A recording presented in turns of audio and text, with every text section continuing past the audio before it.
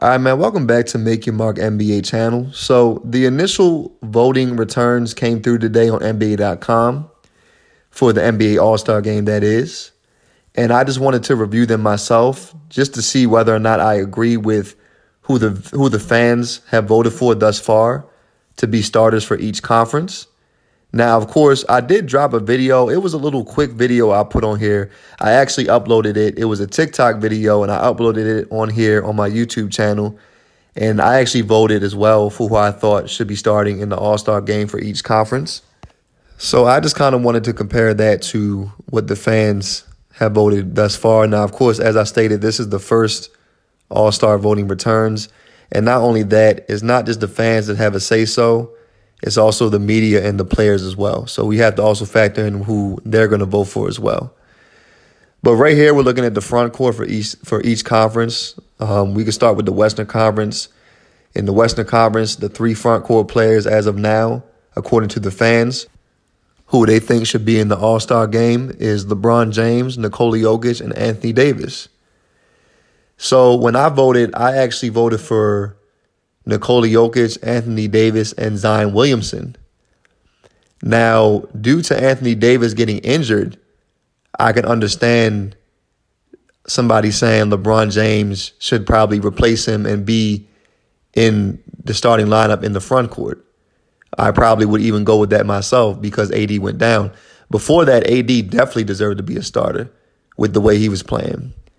Now, Nikola Jokic, I don't think anybody would argue that. Now, somebody might argue, why would you have Zion Williamson in there? Well, in my opinion, I felt as though Zion Williamson, who's averaging 26 points per game and like 8 rebounds, whatever he's averaging, and also shooting around 61% and playing winning basketball down there in New Orleans, I thought he deserved the nod. At the end of the day, the Lakers are losing. They don't have a winning record right now.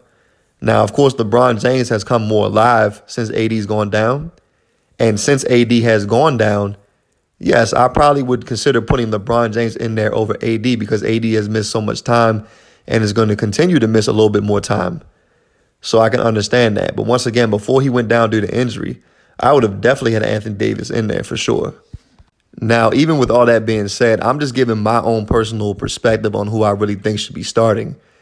But if I were to give a prediction before about who realistically most likely would have ended up starting in the All-Star game, then yes, of course, I do believe that, I did believe actually before I saw these votes that yes, LeBron James most likely was going to end up being a starter. He's LeBron James. He might be a starter in the All-Star game even when he's out of the league. They might still be voting him in the All-Star game.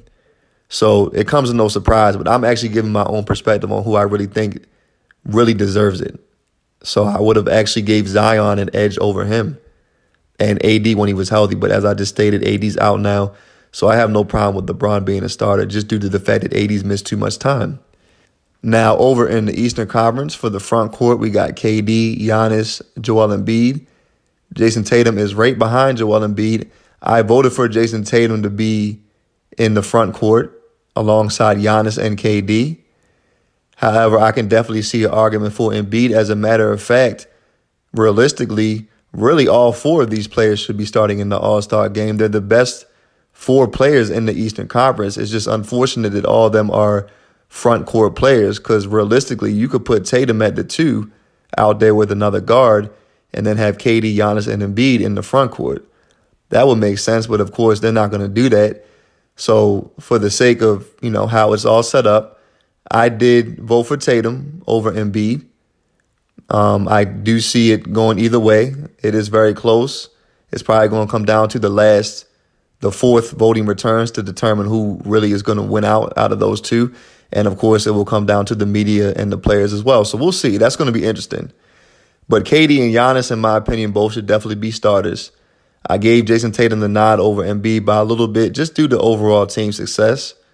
Of course, the 76ers are getting better as the season goes along, but I would give Tatum some love right there and say that, yes, he should be starting as a front court player in the East.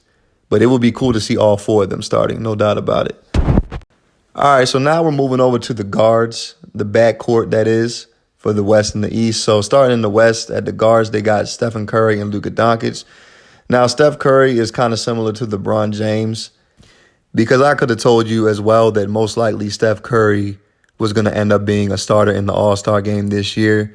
Now, Steph Curry individually was having a great season before he went down, and I'm not taking nothing away from Steph. He's an all-time great, and I understand why, fans would vote him as a starter, but as of right now, I do think Ja Morant actually should be a starter in the All-Star game just due to the fact that he has the Grizzlies at the top of the Western Conference. Like, they're playing real winning basketball right now. Now, of course, they did lose to the Warriors the other night with no Steph Curry. But either way, regardless, they are playing winning basketball. They have one of the best records in the West. The Warriors have been able to hold it down to a degree with no Steph. But before Steph went down, they were hovering around 500. I think they even had a losing record a little bit. They were a couple games below 500, if I'm not mistaken. So with that being factored in, I feel as though, look, I have no problem with Steph starting. It's going to be what it's going to be. But did I think he deserved it over Ja Morant? If I'm being fair, then no. I would have gave Ja the edge out of respect to what he has the Grizzlies doing this year, what position he has his team in. You know what I mean? Those things have to be factored in as well. Now, Luka Doncic, at the time when I voted, I'm not going to lie, they were hovering around 500. Now they're about 5 or 6 games over 500. I still had to vote for him because, honestly, who else was I really going to vote for? It would have been down to him and Steph Curry. And Luka Doncic, in my opinion, is going to end up winning the MVP. But even at the time, he was having such a phenomenal individual season that you just can't disregard that. So his season that he was having was better overall than Steph Curry. So that's who I gave the edge to.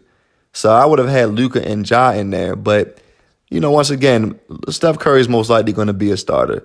But Ja Morant deserves some recognition for what he's been able to do down there in Memphis. All right, so over there in the East for the guards, they got Kyrie Irving and Donovan Mitchell. Now, me personally, I voted for Donovan Mitchell, and I also voted for Jaylen Brown. I thought Jaylen Brown should have been in the All-Star game. Of course, we still got to wait and see, but as of now, for the fans, according to the fans, they have him fourth in the voting. They got Kyrie Irving number 1, which, to be honest, I'm really not mad at either, though. Kyrie Irving's having another great season. Honestly, when it comes down to him versus Jaylen Brown, it's not really that big of a deal to me, but me personally, I did vote for Jaylen Brown, but that's okay. Once again, Jaylen Brown is a player that doesn't get as much credit as he deserves. Jason Tatum's averaging 30 points this year on 47% shooting, and of course, he's bringing it on both ends.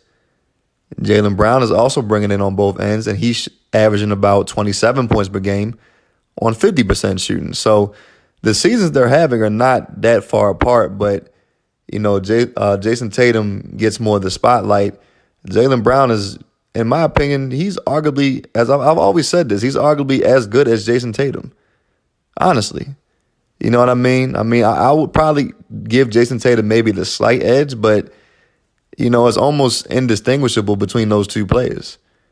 So due to the fact that the Celtics then and still even now have the best record in the East, I would probably give him the nod, but I'm not that mad at it. It is what it is.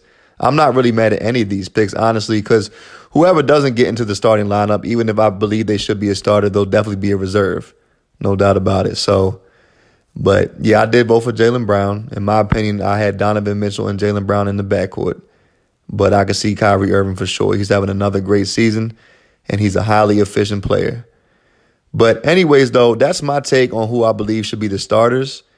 And then once they get this out the way and they announce who the starters are going to be, then I'll also make a video. I might even make it before that, but I'll end up dropping another video about who I believe should be in the reserves as well. So anyways, though, you guys let me know what you think in the comments. And also, if you guys are new to the channel and you like the videos, then go ahead and hit the subscribe button because we got more videos coming just like this. I put in my time to try to give the best in-depth breakdowns about any major topic going on in the NBA today and even topics in regards to NBA history.